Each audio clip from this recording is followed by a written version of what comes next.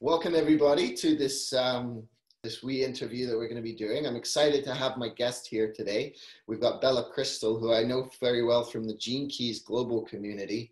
She's, I think, one of the strongest advocates that I've come across for the Gene Keys work in the world, and the combination of what's known as Gene Keys in human design, which is some of what she's going to be sharing with us this evening. And so I'm just going to get straight into it. For those of you who aren't aware of who I am, I'm Matthew Ashdown, and this is my Facebook page, and this is the interviews that I do once a week with people in the Gene Keys community. So it's exciting times. There's lots happening in the world, and I just feel that this body of work, the Gene Keys, and anything that can kind of support it is really potent at this time. And so, Bella, that was kind of my brief introduction to you based on what I've seen of you, but is there anything else you'd like to add just in terms of your background with the Gene Keys and other work? And because I know you've got a long list of yeah, thank you. And thank you for having me. Well, for me, the Gene Keys, the importance for me is that it doesn't just stay a contemplation. I mean, a contemplation is where it all begins, but then for me, that contemplation takes you on a journey. And for me, that is why I also include human design, where the Gene Keys actually came from. And I'm also using different embodiment techniques as Tantra or yoga or breathing to really make sure that we are not just learning those beautiful poetic cities, for example, in the Gene Keys as like a story outside ourselves, but really how to bring it in our body. And then when we have it inside of us, how do we start to live from that frequency? And also from, like, it's an activation of the DNA. That's what Richard speaks. And I have seen the last 7-8 years, both people in human design and Gene Keys sometimes seem to be very much in the theory of it. And that's where I come in and say, well, in the theory, sure, but if it's theory, you don't really tap into the beauty of what it is to live through, or let a transmission live through you. And that's what I care about. And that's why I also don't feel like I want to stick to just one system and say this is the truth. No, those systems are activating something in us so that we can remember our own truth. And that's really what I care about. Awesome. Yeah, I love it. And it's just reminding me as you're talking there that you and we're pretty close in birthdays, and we have very similar, we have the same life's work and evolution, but with different line numbers. And everything you're saying there, it's like, oh yeah, this, I completely resonate with this. This is the second Gene Key way of being too, because it's like, I can find it really challenging when I see groups that are like, oh, this is the best way, this is the only way, and there's that closing off. And it's like, that second Gene Key is the unity of all things. So you just described that so well. And that piece about the embodiment too, I completely resonate with that. I mean, I was somebody who used to, I'd find something and believe in it, but I hadn't fully embodied it. And the Gene Keys and whatever things that we're called to really bring that in is really cool. And for those who are new to this, a lot of the people that I work with, primarily, they're into the Gene Keys. That's what they know. And I keep talking and mentioning the human design, but it's not something that I've dived into in the depths that you've dived into. And as you mentioned there, it's the parent of it. So as being the parent of it, how are the two related? What is human design? Let's start there. So human design, when I look at them now, I actually, instead of seeing the parent and the child, I see the father and the mother almost, or the masculine and the feminine. So human design came in 1987 and was a download that a person had actually. And it's a combination of the Kabbalah, of the I Ching, of astrology, and the chakra system. And these are, like, we know that those are amazing systems. To have them in one system and to be able to use your birth date and your birth time to understand what's activated in you, in your body graph.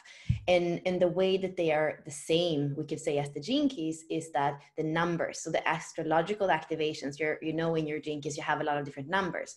Those numbers are exactly the same numbers in human design. So you can speak about your life's work as 2.6, or you can speak about your personality sun in human design as 2.6.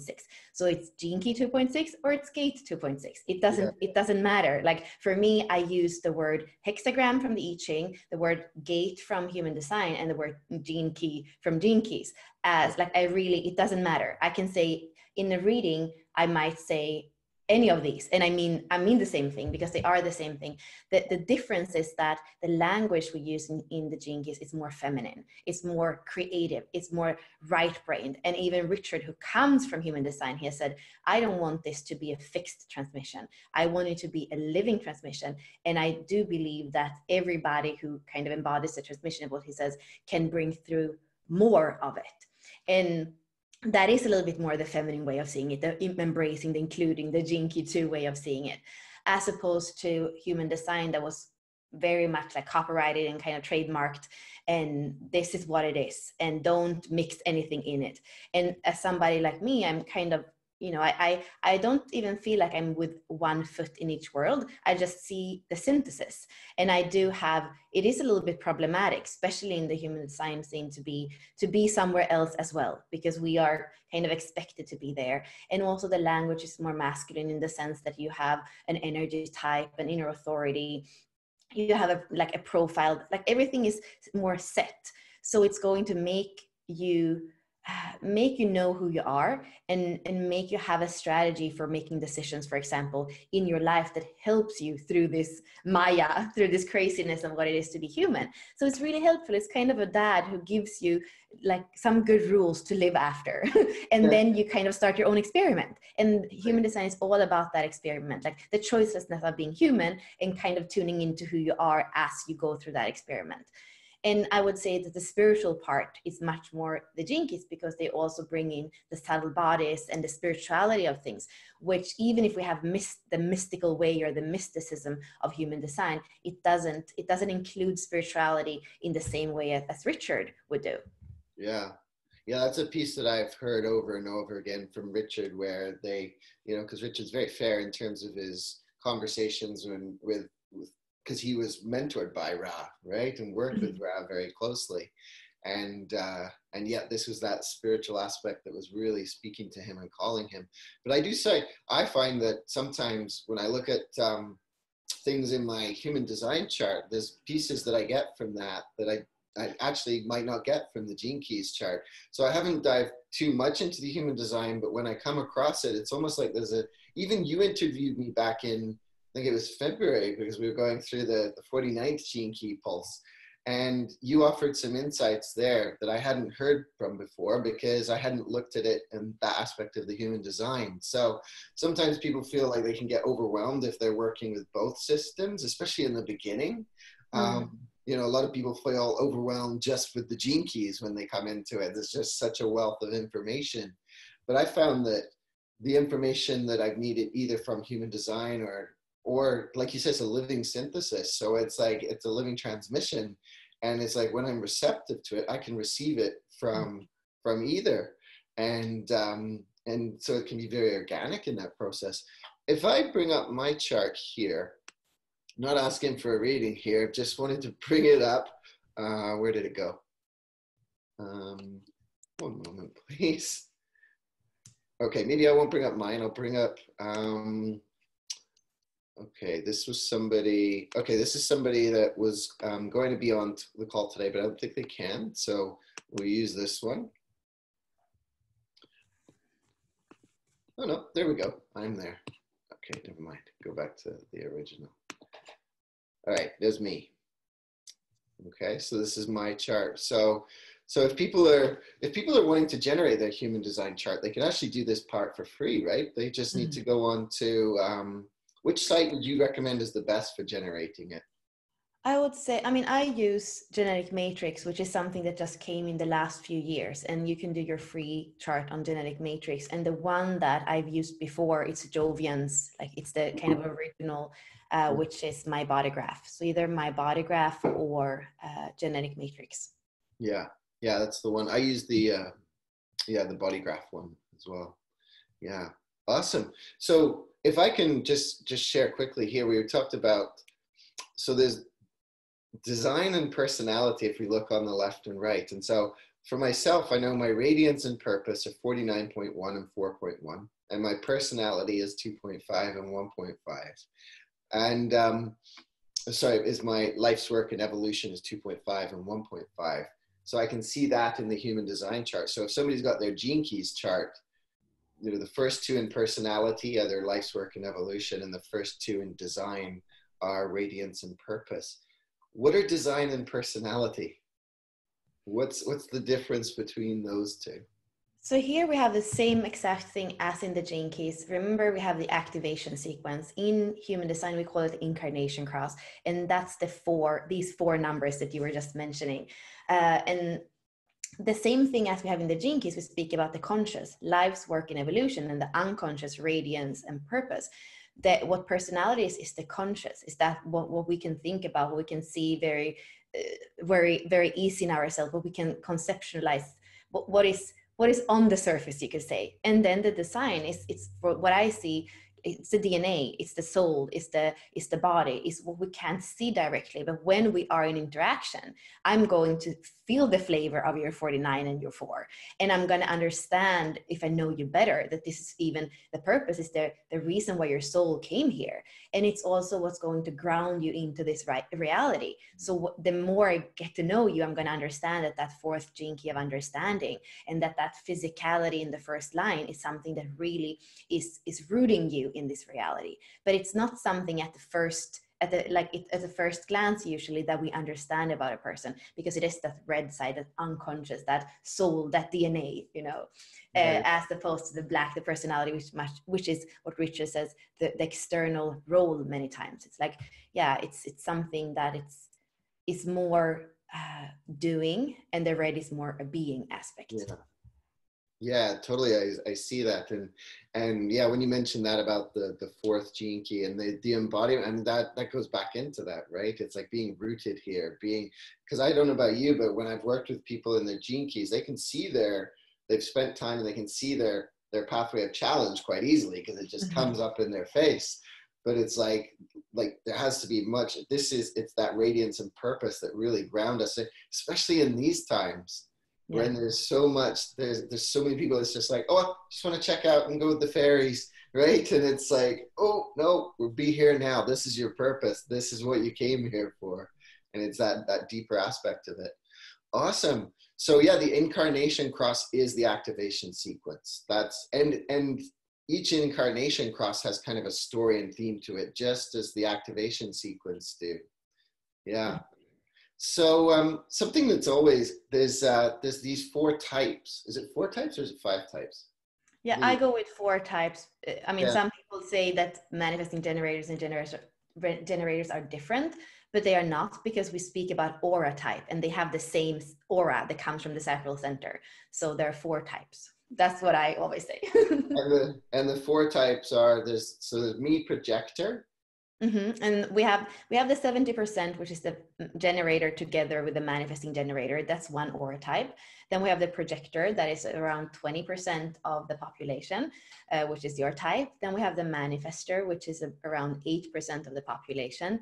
And then we have the reflector, which is 1% or less of the population. So these are the 4 aura types. They're going to have a different aura, a different energy field around them. Yeah, reflector's just 1%. So if you're a reflector, you really are. Yeah, okay, gotcha. And so with each of those, I found because I first heard about the projector in me about 2 years ago. And that one really helped me to understand things in a different way, because I was kind of like always the guy who went out there to try to make things happen. Mm-hmm. And, you know, and in a lot of ways, projector is about waiting for the invitation. And when I learned about that, it was a real game changer for me. And it helped me to appreciate, because I'm married to a manifester.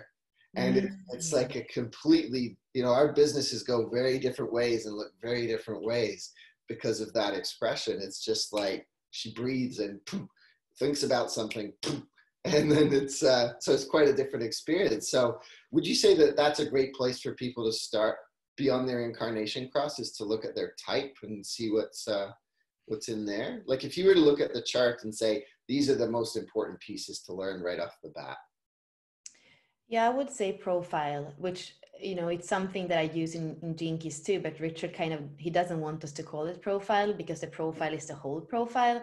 But I really resonate with the lines in Yeah. the conscious and the unconscious. So you being a 5-1, I feel that is super, super important.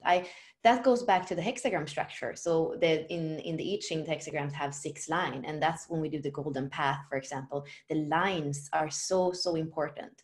So when you understand what your main lines, what your lines in your sun and your earth are, or in your, yeah, in the same as in the activation sequence, what those lines are, you are going to understand so much about a person's life. And I even think that many of the differences between Gene Keys and human design is because Richard is a 4-6. So it's kind of what I feel like heart chakra and you know, that kind of spirit in the 6th line, and much more, I mean, I see the lines. I can see both the way that Ra did it, but I think in the original I Ching, actually, or actually, there are different interpretations. But for me, this the heart, the 4th chakra and the 4th line is very feminine, and the kind of spirit that can include and that can have the, like, there is a feminine aspect.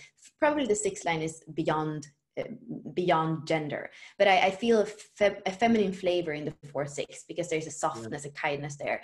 And when I look at line 1, 3, and 5, I feel more of this masculine kind of, like the fire in the 3rd line, and then the leadership of the 5th line. So and Ra was the 5-1. So I see that just by looking at profile 5-1 versus 4-6, that's part of the expression of Gene Keys and human design. So profile for me is super important, and it's something that you can use anywhere in either your human design or the Gene Keys. Like wherever you see, you have whatever you have after that dot, you have a number, which is a Gene Key, a dot, and then the line. You can understand that planet or that sphere, whether it's the EQ or the IQ or whatever it is, you can understand it from just looking at the line. So for me, understanding profile and what that means and what the lines mean, I would say that is the one place that is most fascinating to me.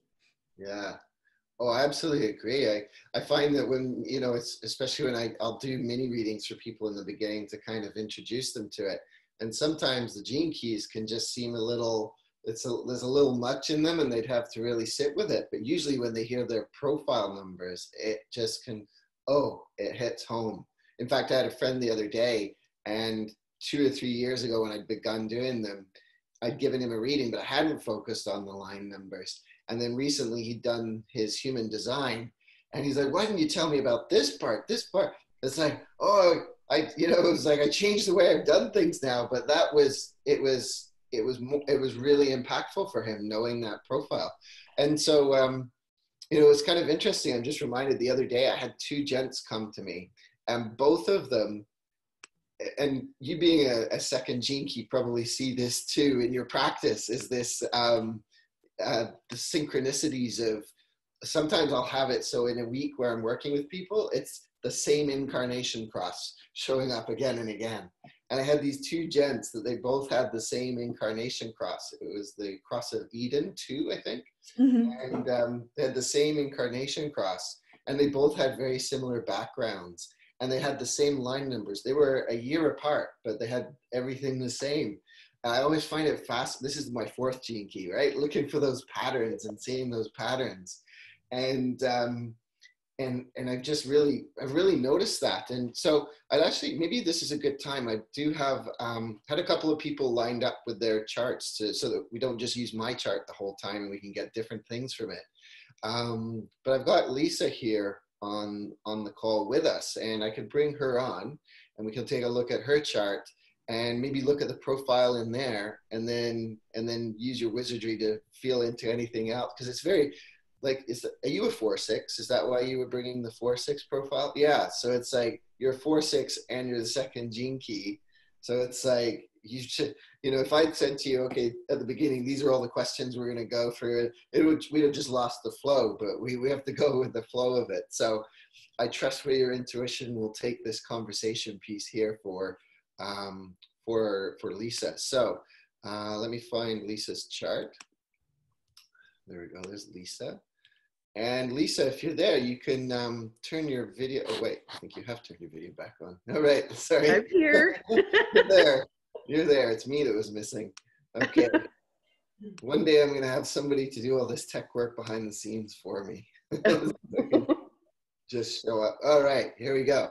So this is Lisa's chart. Lisa, welcome. Thank you. Lisa, Bella. Bella, meet Lisa. Hi, Bella. Hi. Oh, looky here. We got another 5-1 here, Bella. What are the chances? So I think you just you kind of gave something to Lisa already there then on the nature of that 5-1 profile. So you probably heard some of that, Lisa. I did, yeah. I was listening. So maybe I will ask a question here. What's the inner authority? Sacral. What does that mean when Lisa has an inner authority sacral? Yeah, when we look at the authority, so now I was saying I look at the profile. I also just love to look at the body graph and see what is white and what is filled in, because here we are going to see how the energy moves in Lisa and the world. So wherever she have a white center, she's going to take in the environment. She's going to take in other people. She's going to take in, the culture. She's like a filter where she has open centers. And like we said, there are some people, 1% of humanity are reflectors. They don't have any colored center. Everything is white. So imagine how it is to take in everything everywhere, which that's why the body graph is so important, because we can see in those centers that are like chakras, but it has 9 chakras instead of 7. Where do we take in? And where it's color, it's where we have Lisa's energy going out in the world. So it's like her kind of the way that she's sharing that with the world, and just impacting the world from those places, because that's her signature that comes out in the world, you could say. So here we have a person, we said we have 9 centers. We have Lisa, who has 5 centers that are filled in. So in 5 centers, we have her energy going out in the world and impacting the world. And then in 4 centers, she's taking in the world. And she could either become very conditioned and pressured by what she takes in, and let that kind of decide her life, because it doesn't feel good to be pressured. So she's trying to like do what people expect of her, or she's trying to like in one way or another lighten that pressure, instead of coming back to the centers where she's colored in and where she's in her authority. So that is the biggest challenge for human beings, that we tend to live fixing our open centers to not feel so much discomfort, instead of coming back to our definition, to our inner authority and the centers that are filled in. So to answer the question about the inner authority, it is the way that we look at the inner authorities, that we start actually from the left, and we see what's filled in. So here in Lisa's case, we see that the center, the center to the left, or which is like, what do you mean? Like mirrored is the other center, but I think about the left as like, so the center that you see that has the 36 and the 22, it's completely open. That's the emotional center. This is on the left side, the abstract side of the body. The emotional center is not filled in. So she's not an emotional authority. It's completely open there. However, when we go one more step in the middle, we have the sacral center, and that's filled in. So she is a sacral authority. If we would have had your chart, Matthew, we would have gone to the sacral center. We would be like, oh, nothing there. Okay, you're not a sacral authority. We would have jumped up and said, jumped one more step and looked at the splenic center and like, no filled in. You're not a splenic authority. Would have jumped up and said ego center. Oh, no, you're not a ego authority. And then we go one more step and we see G. Oh, G, okay, so that's the self. You are a self-projected authority. So you have to go like from that, like step every way up. And some people only have the head and the ajna. Then they are mental projectors. And they have like a sounding board authority is what we say, or they're reflectors, and there is no inner authority. So it's really like you go in the definition of the chart and you see where is the first one in that, like what we just did, that is filled in, and that's going to be your inner authority. So here for Lisa, we know you're a sacral authority. Sacral authority, you can think about the sacral center. It's always in flow. So you go through life and you're in flow. We also know that you're a generator. So you have a big aura. you have, and either if you just flow through life and everything is going well, it's a warm aura. It's something that people want to be in. It feels like your satisfaction is contagious with people, and they like to be in your warm aura. However, if you feel like you are just like battling and struggling with life, and that you're not using your energy right, and that you're not valued, and you're going to have a cloud of frustration. And wherever you go out in the world, being a generator with a really big aura, you are going to impact the world, like we said, through your defined sacral with that frustration. And knowing that that's the aura of 70% of the population, it's not fun when we have people not living as themselves and going out in the world. And here you even see not self-theme, it says frustration. That's you're going to impact the world through frustration, and that's not a fun story. No. So what's important here is that you use your energy right. You have like a treasure box every day. Like you have, like here I have like, these are like caramels, but this is what you have at the end of the start of the day. You have this full thing with golden chocolates in it. And what's important when you go out in the world is that, wherever you put your energy, it's like giving away one chocolate. So you go your whole day, everything that you do, it's like, you're giving away a chocolate. And it's not necessarily that you want a chocolate back, but that however you invest your energy, you don't want to feel like at the end of the day, there's nothing left. You just gave and nothing came back. There was no energy exchange. It's important for that aura to have an energy exchange, so that when you go to bed at night, maybe you're tired and like, wow, that was a long day, but you're going to feel satisfied. You're going to feel like, okay, this day was worth it. That's the most important feeling we could say for a generator. You go to bed and you're like, oh, I'm going to sleep so well. You're probably going to fall asleep fast because you used your energy right, and you feel satisfied with what happened in the exchange of that day. And that's what you want to do every day of your life. And if like every day that you go to bed with an empty glass, that's going to kind of count. So after a while, although you are an energetic being, what we see with many generators is that they burn down, because they think, okay, it was fine. I went to bed with an empty glass yesterday. It was fine. And we think it's fine when we are generators, but it comes a day when all those it's fine are not fine anymore. And then it takes a lot to fill it up again. Interesting. So how would you say that every day you feel like you are, that your day is regenerating you? Or would you say that some days are just like, you kind of just go through the day and you're not happy? Well, it kind of goes like this. It's never always, great, but I feel like, the work that I've learned about myself through the Gene Keys has really helped with knowing how my energy is spent well, and how I can ask for the help that I need. But I love how you explained it within this human design chart, because I feel like there's another aspect of it that would help me to go even deeper. Yeah, that's really cool. And it's good for you. You can also, you can always trust your body. You see the center that is brown next to the sacral, you have a lot of things there. And that's trust your intuition, trust your smell. When something smells wrong, that even in the Gene Keys, that some of those say like when it sounds wrong, when it smells wrong, when it feels wrong. So always know that kind of flow, how you respond to life, it's really that you have listen to your body, listen to your intuition, and then you are going to choose the right people, the right food, the right everything. And it's also something really important for you that in the now. You don't have an emotional center that is filled in. So if you just tune into you and your truth, you're going to know for you. And many times when there are emotions in your life, you want to see, because that is a center, the center that you don't have any numbers in. You want to see, is this mine? So it's important for you to sometimes, as a 5-1 and with an open emotional center that is completely white, you want to have enough time to realize, like, to regenerate and to feel this is me. And some of the crazy stuff that's going on around you is other people's energy. So to just know that a lot of the energy that you might feel is not your energy, and that you want to come back to you.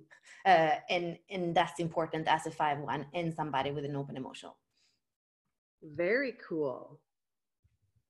That builds on some things we were talking about in our our Pearl group this week, actually, the nature of expectations and everything. And I've heard Lisa often talk about that, knowing the difference between what's yours and what's somebody else's. So everything you reflect, so I can hear Lisa in here. I hear Lisa, I know, absolutely. She's aware of this stuff. Very cool. Yeah. And when you were talking about the sniffing things out, I think Lisa was laughing because it just made me think of your bear experience, Lisa. I think you should tell that story. My sister and I went to go for a walk the other night, and we were going up the driveway, and I could smell something. I said, something's not right. I can smell something. Well, maybe there's an animal out there kind of thing, but she said she couldn't smell anything. Anyway, we went on our walk, and it turned out that there was in fact a bear just right there.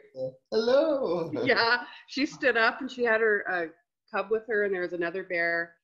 But yeah, you're totally right. It's just sometimes I don't quite, it's like, no, if she didn't smell it, it's not there. But yeah, typically if I tune in, then there is in fact something. So it's so cool. I mean, you and I are similar in that part of the chart. I have nothing in my emotional center, and that was a curse because I always felt flooded by other emoting people. Like my mom and my dad, I am an only child. They are both emotional.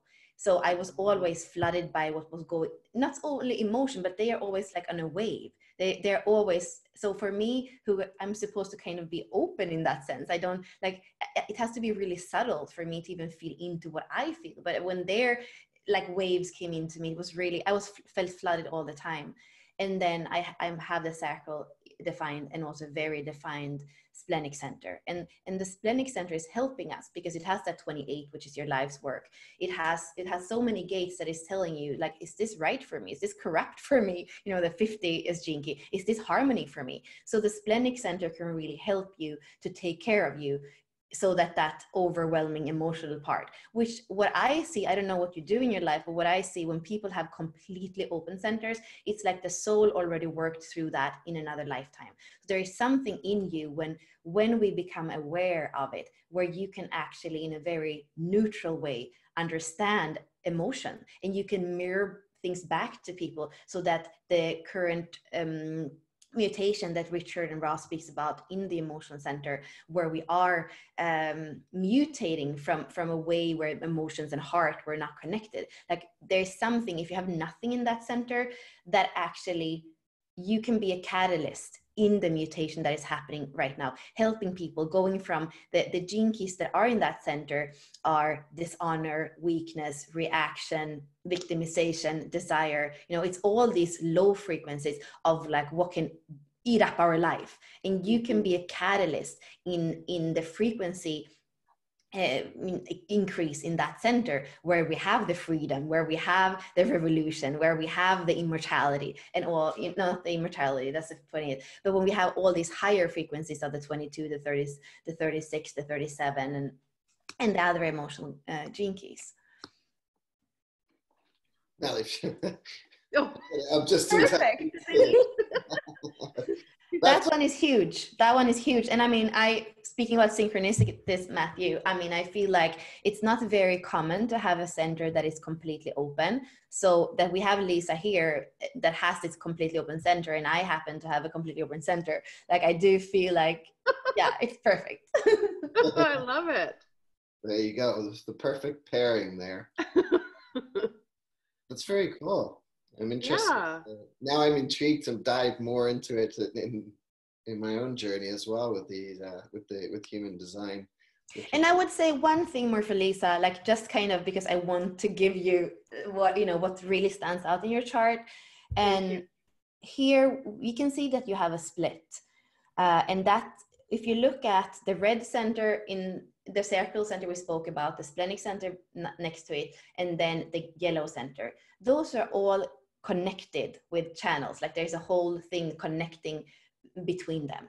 And then you can see that there is nothing that connects the yellow center up to the throat, and there's nothing that goes anywhere else up to the throat.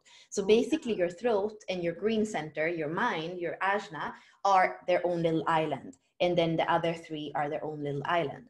And it's so important because you have the sacral authority and you are a generator, that you need, you want to ground. The same thing as we say in Gene Keys, you want to ground in your purpose. In the body graph, you want to ground in the part where you have your inner authority. Because if you ground elsewhere where you don't have that core stability that we speak about in the Gene Keys, you're out of your core stability. So for you to come into your sacral authority, to come into your body, to how you use energy every day, how you choose what chocolates you eat or don't eat, like everything starts from you being grounded in your body, and from you knowing who you are in your G center, knowing where you're going, knowing what love is, like these kind of basic things of being here as an alive human in a body. And also you have a tantric channel, the 214, which is, it's really like being able to take this raw life energy and take it up to the heart and share that with people, having that circulation of life force coming up into the heart, and just share that with people. Like that's so important. And when you live that every day, you have a superpower that is like super strong in your case. When we look at your throat, you have so many activations in that center. It's amazing. Like you are here to be a spokesperson for something. Having that 28.5, the 5 being for me, your throat chakra, having that as your life's work, and all these amazing activations in your throat, where I feel like you're a genius. You can just like something that people have been in complex inquiry about for millennia. I feel like you would just say it in one sentence and everybody would be like there's something that is so genius in what you do. But human design tells you that if you are not respecting your inner authority of being a generator grounded in this vehicle, that's not going to happen for you. And maybe people are going to even feel like you're a freak instead of a genius, because your body tells you who is around you, where you should be. And that's the thing. It's like if you are going and spending time with the people that just take the chocolates, they are not going to feel like you are one of them or that you're a genius. So you want to trust your body, who you're with, where you're at, where you're going, in the flow of like opening the doors. You have the keys with that 14 and the 2. And then what you can share with the world is amazing. But that's a superpower that is only unlocked when you come into your authority. Very cool. Thank you, Bella. It's coming. It's coming, yes. I'll be flooding your Facebook newsfeed soon. There you go. Oh, that was wonderful. I love that. Thank you, Bella. Thank you, Matthew. Yay. Very cool. That's exciting. Thank you for doing that one, Bella. Mm-hmm. And I know we've all got that second gate in our charts. So second gates unite. Here we go. All right. Okay, so I have another person here. They're not on the call, unfortunately. I had a couple of other people lined up, but they're not on the call, but I do have another chart here. Lisa, if you want to keep watching, you're more than welcome to just keep watching till the end here. But I thought I could bring in some others, just as other examples for people. You've got a lot to digest there. Thankfully, it's recording, so you can watch it again at another time. Oh, that was wonderful. Thank you. Well, it's just such an open channel, and it's just like there's so much good stuff coming out of it. It's like, oh my gosh, gotta listen. Well, I can see the both of you working together quite well. With your both so knowledgeable. So lucky me. Yay. Awesome. All right. Okay, I'm going to stop sharing that one. What I'm intrigued by, Bella, is there's, and so other people who are looking at their Gene Keys chart might be wondering a similar sort of thing, is that there's keys there that aren't in their charts, their Gene Keys chart, Mm-hmm. right? So it's like, okay, I recognize a lot of these from my Gene Keys chart, but there are ones that aren't there. And I know that Gene Keys is also launching a program called the Star Pearl very soon. So I'm guessing that some of those are going to be featured some of the human design gates that are missing from our profile right now are going to start to appear through there. So if I bring up this particular chart here, so this is not Lisa's again. This is another person that we know. And so we've got a 6-2 here. So for instance, from, you know, when I look at my chart, I can see that we've got Pluto at the very bottom there, right? And that seems to be, for instance, this person has that same number twice, as do I in that one as well. So, and Pluto, there's a lot happening with Pluto in right now with the 61 going through Pluto, right? And other things happening right now. And so I'm just wondering if there's anything that we could support people in understanding why there's certain things that seem to be missing from the Gene Keys chart that are in the human design chart. Yeah, I think this is a person born in like 82 or 81, right? Something like that. Because I see the Pluto. Yeah, 82. Yeah, it has to be something like that. I mean, that's the cool thing. Like, this all goes back to astrology at the end of the day. And to do astrology without all the planets, there is something there where, you know, you could say it's not the whole picture. And I believe, I mean, Richard, for me, it's a role model, is somebody that I really like, the way that he lays things out, and he has the first line in his culture and in his vocation. Like, I trust him, the way that he builds the foundation for things. Yeah. So what he has done with the Gene Keys is that he says, let's start with the closer planets. Let's use the sun and the earth. Let's use the moon. Let's use Mars and Venus. And and Jupiter, actually, he brings it. Let's just use these so that we start somewhere. So, because that's the personal planets. This is what's going to happen in us. Like, the sun and the earth is our body, and then Venus and Mars and the moon is our relationships, what we draw to us, like what comes up emotionally, what comes up in your psychology. Mars and Venus, just like the feminine, the masculine inside of you, the feminine and the masculine outside. And then in the Pearl sequence, he's bringing in Jupiter. So we have the sun, Mars, and Jupiter, which is the masculine planets of like action and manifestation in the world. And so he's doing these 3 sequences: the body in the activation sequence, the relationship in the Venus sequence, and your outer manifestation in the Pearl sequence. And that's a really good way to start. But somehow, if you know anything about astrology, we know that many astrologers says that the outer planets are actually the one that has the most impact, because this kind of our deep psychology, it's the collective unconscious, like, you know, it's these like bigger forces that are pulling on us, and maybe they are not again as apparent at first sight, but they are there, and they for sure they are impacting us. That's why I was saying, oh, this is somebody born in 82, because I know what that 32 in Pluto does with you, the fear of failure, you know. Yeah. And then the 11 in the Neptune, like I know when you have 34, 11 and 32 in Uranus, Neptune and Pluto, that's a generational thing. Like, that's and that says something very strong about where you come from as a soul. So there is something that really speaks to the soul when we look at outer planets. And you were completely right saying that when we add sequences to the Gene Keys, we are adding planets. So Mercury, Uranus, and Saturn are the ones that we are adding in the Star Pearl, which now maybe are going to be called the sequence of harmony, which is kind of fun too, as a word. So for me, that's why it's so important for me to see the outer planets, because I even often add Chiron, because when I can see Pluto on personality side, I can see Chiron, and I can see the core wound of the Gene Keys.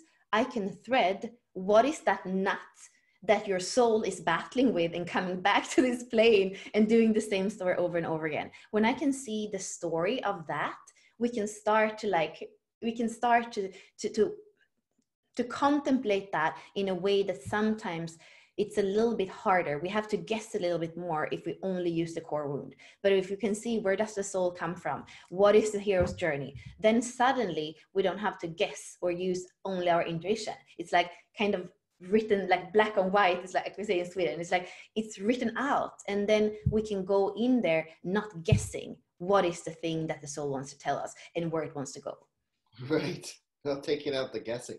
And that's in this human design chart, you see this. So you've got exactly. Yeah. So, I mean, here we don't have Chiron because Ra used to say that Chiron was just some stone like floating around in outer space.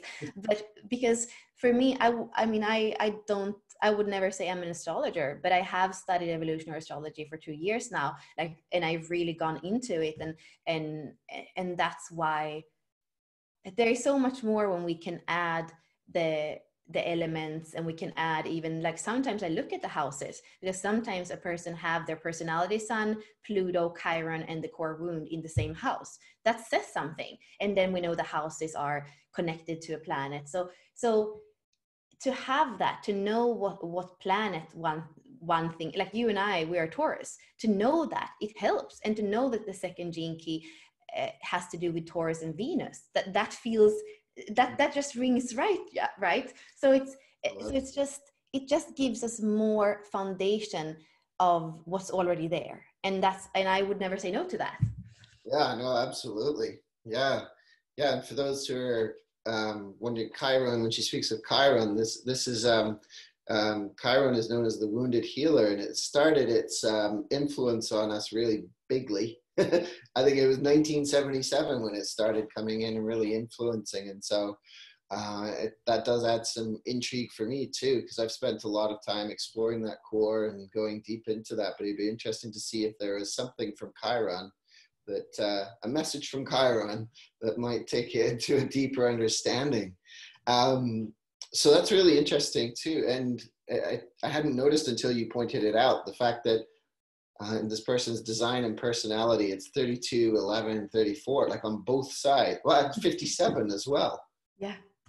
So that's that, because on mine, it's not quite the same. I think I've got a couple where there's repetitive ones. Actually, it was you that I learned about the South and North Node. That was the piece that you taught me when we were meeting that I hadn't understood before.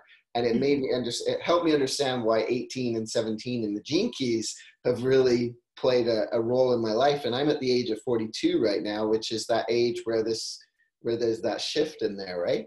But you'll see that for those looking, you'll see that I don't necessarily mirror across on each side in the same way that that person did.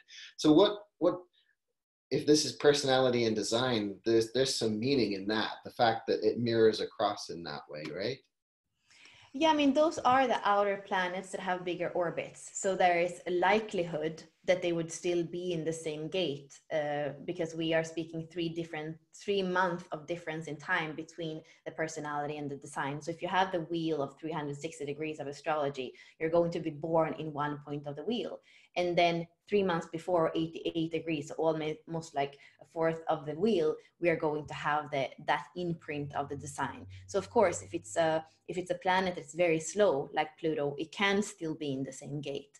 And somehow you could say there is something here with the personality and the soul, where they are actually, you could say they have done the handshake to kind of work on the same thing before they came. There's something here that of course is accentuated. Like Richard said, if you have the same twice, it's accentuated. And what I also see, this is not really human design either. This is more my experience. And also Tim Brainard, who I'm working with, kind of does the same thing. When we it's interesting because in the star pearl, we are going to look at the sign Saturn as the stability. And if we look at the Saturn on the other side, what I often see is the people, and in your case, no, in this person's case, he has the 57.1 on the black side in Saturn. And then on the red side in Saturn, he has the 57.4. So what I see is that many people rely on the personality because that's what you have access to. And they think that, for example, then in Saturn, your stability lies in the 57.1. So this person would think, okay, if I just have really the foundation, if I have everything in the mundane material world, then I'm going to get rid of that unease of the low frequency of the 57. I just need to have everything really, set up in my foundation. That's what the person would think. But really, when we go into Saturn on the other side and we see a line 4, and this happened to me be my core wound actually, here we see that it's a fourth line. So the unease, it doesn't come from you building anything in the outer world. It doesn't come from you having anything in the mundane. It's really all about your heart. Your stability comes when you can take off that protection or even cage that you might have around your heart, because it is scary to be human. Richard uses the 57 as the symbol for the core wound. He has it in his core wound. I have it in my core wound. Rosie Aronson happens to have it in her core wound. So it's really something that is that unease of like remembering that we are a spirit, being put into this form and having to deal with it. And in this case, there could be the misunderstanding that we need to build in the outer to have money or have something, because also we have the 54 here in the evolution. So thinking that those 3D outer structures, power structures, are going to be what we are striving after, when really here we can absolutely see that it is in the heart that stability can come, and only there, and only where the intuition comes that gives you clarity about life. The clarity is not going to come from the greed of the 40, of the 54, or the immature belief that the 3D structures are even safe. You know, that's the personality, sun and earth, the life's work and the radiance, that say that's immature. You are a being of the future, and the 6-2, the being of the future, knows that true clarity, intuition, groundedness, stability comes from within and comes from the heart. And you're here to role model that, and you're here to celebrate life. And you're for like super, super, super important for this person, looking at the 32 3 times in Pluto and in purpose. Yeah. You are here to know there are no failures. Even if you don't build anything in the outer world, you're not a failure, because you are a role model from the future. And you have an ability that is amazing in your completely open head, completely open G. We're saying these are, when you have completely open centers, you have worked through this already in another lifetime. So you are here to transcend the confusion, the psychosis, the doubt that many people have. You are probably going to have your portion of that in your life. But as the more, now you are 38. So after more and more coming into the second, the third phase of your life after 30, you are going to be that role model. You're going to be wise even about the experiences that you had before, that you might call failures, but you're going to probably speak about them more as experiences as failures. And then you have that completely open G center, that you are going to see that people are often not centered in themselves when it comes to who they are, like what they are choosing as job and identity, even what love is. They're looking for love outside, you're looking for identity, like kind of like, you know, hanging on to something or somebody. And you're here to just become really wise about that and see how the world is kind of turning around confusion, doubt, psychosis. I need that to be happy. Love is like not unconditional. And when you are here to walk through the world grounded in your own intuition, in that 57, in your own heart. And yeah. All right, so what happened here? You guys are seeing a pause in the recording right now, or it just jumped in the recording because Bella was just channeling some information. I don't know whether it's Bella or the person she's bringing information through, but it was powerful. And you had your electricity just blacked out there. Right, that can happen when this is a live transmission, right? It's a living transmission. And so it's like working through. But there is some potent stuff that you were sharing. I can definitely relate to what you were seeing in this person. And if I bring up the chart again, you know, I can feel the energy at really in the back of my head here too, even. So I don't know if you can remember where it sort of booted you off, or now that we've reconnected, what you're being guided to share in this moment, because I know you're a second gene key. I know how that works. So it's like, just go where you're being called now. Yeah, I mean, this is a powerful chart, and we didn't go into any of the basics. We didn't even speak about the type and the definition and anything. And it's beautiful because we could just look at the geometry of the chart and see those open centers, super powerful open centers, where this person is here to become a role model, and it will take some time. And then the last thing I was saying, kind of in the moment where the electricity went, is that even when we look at the nodes, we are seeing that theme with the 53 and the 54, which are the same as we are seeing in the life's work in the radiance. So there's something here where the soul has really decided, in this lifetime I'll do it. And the same thing, we have the 32 in the purpose, and we have it in the Pluto. And you can see in just the nodes, there is a lot. The 39 to 38 has to do with struggle, but also being that light warrior that is here for liberation. So to have super abundance and the highest frequency of liberation in the 39 in the North Node, it is very powerful. And these are powerful root energies. These are fuels. So when we look where they are in the body graph, in the root center. So again, similar to what we were saying before, with Lisa, we have this split in this chart, and here it's even more powerful because you have the ego manifesting channel from the throat to the ego, 45, 21. It's hologenetic. It doesn't matter if we look at the numbers on the sides or if we only look at the geometry of the body graph. You have exactly the same theme. This person could just live in that throat and that ego and wanting to manifest and care about money and wanting to climb the stairs and wanting to dominate and that could be the life theme. If this person doesn't accept that sacral authority, that generator aura, and comes down into the grounding, comes down into the flow every day, comes down to eating the chocolates and being happy, comes down into listen to the body, then we have the same theme at Lisa. Then the superpower is the superabundance, is that 45, that kind of leadership that is it's a tribal kind of leadership where you can be loved by others. But if you're not grounded in your body, in your intuition, in your senses, in how you use your energy, you're probably people are not going to like you so much. And that's the thing. There could be an arrogance here, even with the 6-2 theme. So that's what I see. So important. Again, come down to the body, come down to the heart, come into the intuition. And from there, not from anything outer that has to do with a belief of how society works.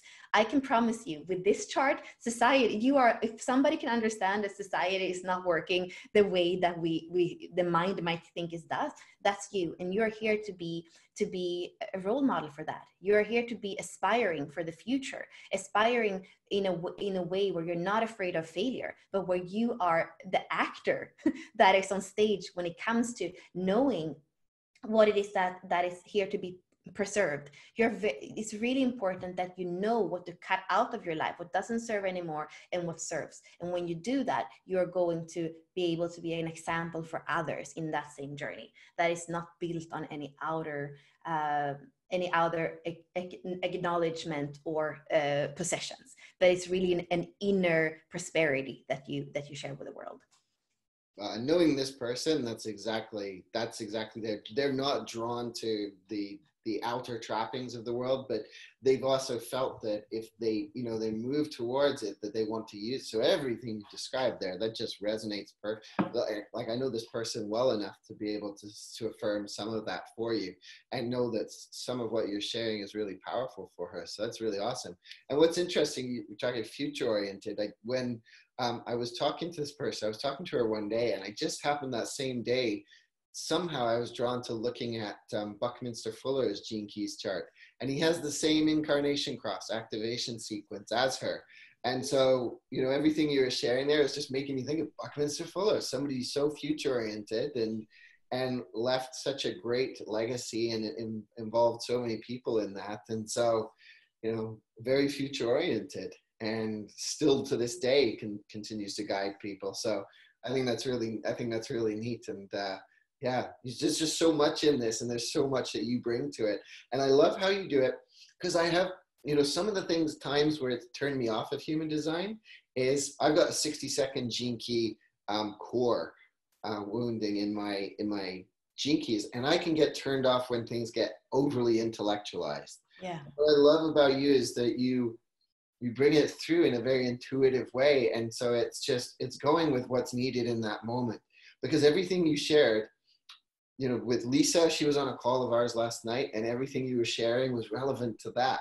And so it's like, you've got all this, but there's also, that's just your innate capacity to just bring things through that needs to be brought through in the moment, rather than, it's almost like, I don't know about you, but when I do the readings, some people will say, I'll record readings for people and they say, how did you know that particular thing?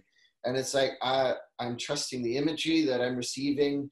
I'm trusting, sometimes it's an anecdote, a story from my own life and own experience that is relevant in that time. So I really appreciate that, seeing that in this, because, you know, I think just knowing you got the second gene key has always made me drawn to the way you present human design, but seeing you in this today and working with Lisa like that, and it's just, it's very cool. So if people want to work with you, I know you host online events and you host a lot right now. So if people are new to, say, you know, they've been working with gene keys, for instance, because most of the people I work with, they work through the gene keys first. Human design is something on their periphery. So where would they dive with you? You've got a Venus sequence group you're working with right now. Is there still openings in that? Yeah, we decided, because I knew I was going to speak to you today. Actually, today is the first webinar on the purpose sphere. So it's recorded. So anyone who sees this and wants to join, they can reach out to me on Facebook, Bella Krystal. We can put probably when you do put this out, put it out, they can just contact me, because we haven't really started. We had two kind of opening orienting calls that are already, they are recorded. But the Venus sequence, this is the thing, like, if you want to work with me, I would say that I'm gene keys and human design. I'm not human design and gene keys. But the thing is that I always bring in the body, and we have the body graph in human design, and that's why I can't say I don't do it, because I'm all about the embodiment of these teachings. So you can work with me one-on-one. I can give you the link for that after, but I would love you to come into the Venus and go deeper into the Venus, in the sense that it's amazing to do it in the golden path, but that is more than anything in contemplation. And what we bring in is the energetics of it as well, and the interaction to do it in a group. And we even have like a sound healer in there. We have a Reiki, like a young girl who does like Reiki, but not from this world, basically. Like it's their energetics of it. And people can choose whether to kind of just focus on the webinars and learn that part of it, or if you feel ready to go into, because what we do in the Venus sequence is really becoming whole when it comes to the physical, the emotional, the mental, and the spiritual. Because these things sometimes, like, they are going in different directions, and we know that that's not a comfortable life. But in the Venus sequence, we go into those spheres, and we become ourselves again, because they're not all different parts that are like pulling in different directions. So for me, the Venus work, and I was writing to the Gene Keys the other day, because there is going to be a Venus sequence also from the Gene Keys, that, I mean, it doesn't matter that I'm doing my own thing right now with this. That's the deepest work for me. And however I can contribute in the world to that work, I want to do that. And I love that there are different approaches. So for us, it's a playful group experience that we are doing. And it's also very much to what level. If you just want to be 90 minutes a week on Thursdays on a call with us, that's enough. If you want to go and like have your whole life for 4 months revolve around the Venus sequence, that is possible too. And then, of course, if you want this kind of energy so that the electricity goes out, then you can work directly with me. Yeah. So you do the one-on-one as well, which I think would be very valuable for a lot of people too. But but that Venus sequence, like you said, when I work with groups in the Venus sequence, it's like it's the energy and the connection. It's like knowing what each person is bringing. It's so powerful. And there's you and there's Ashley Nicole that's leading it, right? You're co-facilitating it, and so you each bring your pieces to it. And the Venus sequence, if you're watching this, like the Venus sequence, I've taken a couple of groups through it, and it takes us into great depths, and it asks us to really be honest with ourselves. And there's no hiding, right? But the other thing too is that in the group dynamic, learning from other people who've gone through their experiences. And then also the that's having that safe space of vulnerability. Like that's really important to so many of us. And the breakthroughs that I've witnessed in people's lives when we've been able to support each other in that way, to be able to hold that space of non-judgment.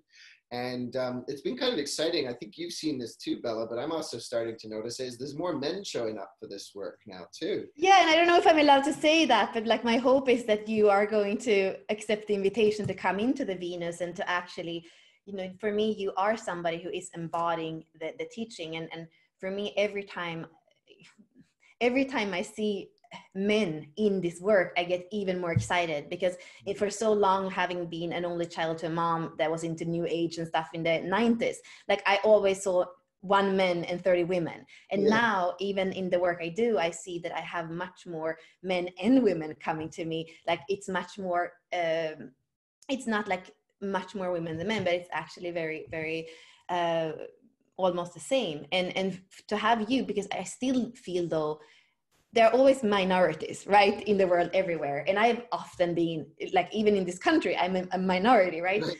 Sometimes for me to have another person from Europe to speak with or whatever can help. And for me, to have somebody like you in the Venus and to just be there, or even to understand how you are working, at least, as I'm sure that there are synergies in our work.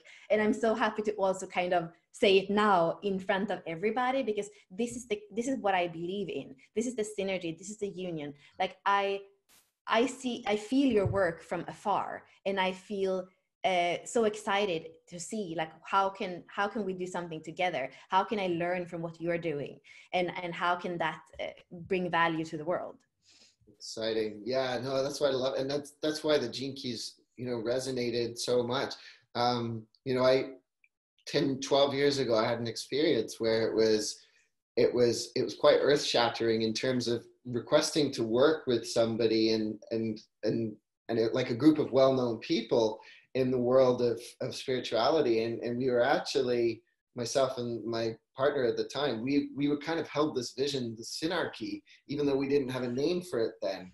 And it was not very welcomed. And so it's been a real healing journey for me, seeing this. It's like they want to work together. There's not this you know, on the outside, people saying in this other group saying that there's no competition, but then being competitive, and it's like, and here more and more feeling into that and seeing that genuine desire. And even not just beyond desire, just actual living of the synergy, the synarchy, which is such an element of this. It really, I mean, you saw my work as the Grail Quest, because I've always, long before I came across the Gene Keys, I've had a foundational understanding and joy. I was born in Avalon in England, basically. So I've had such a connection to that notion of the mythology of the round table nights and what that all brings. And so when I see that, you know, that's what I love about the Gene Keys communities. There's that genuine desire for that. You know, Richard never wanted to be the standout guy he's like, hey, Gene Keys is Richard Rudd. He's like, no. He's like, Gene Keys is the synergy of all of you. And so Bella's doing this, Ashley Nicole's doing this. There's other people who are each bringing it.